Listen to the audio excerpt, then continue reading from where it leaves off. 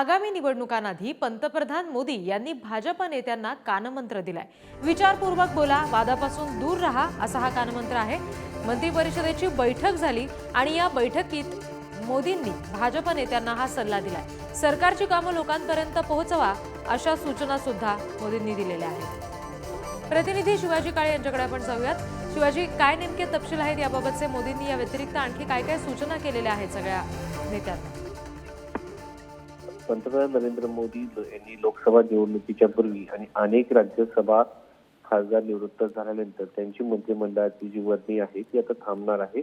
थोडक्यात त्यांना आता मंत्रिमंडळाच्या बैठकीला कदाचित येता येणार नाही या दृष्टिकोनातून ही बैठक बोलवण्यात आली होती। या बैठकीमध्ये फक्त यापूर्वी ज्या कॅबिनेट बैठका होत्या त्यामध्ये फक्त कॅबिनेट मंत्री असतात, मात्र काल पार पडलेल्या बैठकीमध्ये राज्यमंत्र्यांचा देखील समावेश होता आणि या बैठकीमध्ये पंतप्रधान नरेंद्र मोदी यांनी सर्व मंत्र्यांना बोलताना विचार करून बोला, वादग्रस्त विधानं टाळा, लोकांपर्यंत सरकारच्या काळातील योजना पोहोचवा, डीप फेक पासून सावध राहा अशा सूचना दिल्या आहेत।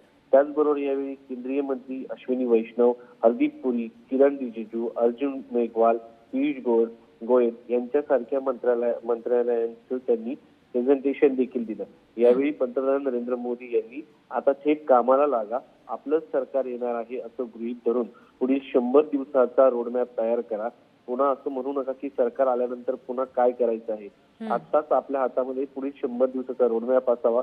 2047 पर्यंत देशाला विकसित करण्यासाठीचं विजन तयार करण्यासाठी 2 वर्ष आपण काम केलेलं आहे। यामध्ये वेगवेगळ्या तज्ञांचे, विविध क्षेत्रातील तज्ञांचे सल्ला घेतलेले आहेत।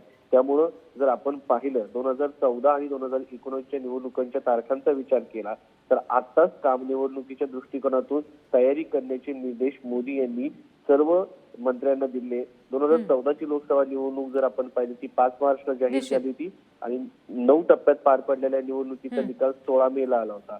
2019च्या लोकसभा निवडणूक जर विचार केला तर 10 मार्चला जाहीर झाली होती आणि 7 टप्प्यात पार पडलेल्या निवडणुकीचा निकाल 23 मेला आला होता। म्हणजे थोडक्यात 2024ची निवडणूक ही मार्च महिन्याच्या पहिल्या आठवड्यात किंवा पहिल्या 15 होण्याची शक्यता व्यक्त केली जात आहे। त्या दृष्टिकोनातून काम करा, 2047चं विजन लोकांपर्यंत न्या, स्कीम लोकांना सांगा, वादग्रस्त वक्तव्य करू नका। निश्चित शिवाजी, आणि याचप्रमाणे पंतप्रधानांनी ज्या सूचना नेमक्या दिलेल्या आहेत त्याचं पालन कशा पद्धतीनं आगामी काळात होतं हे बघणं महत्त्वाचं असेल। धन्यवाद दिलेल्या तपशिलांसाठी।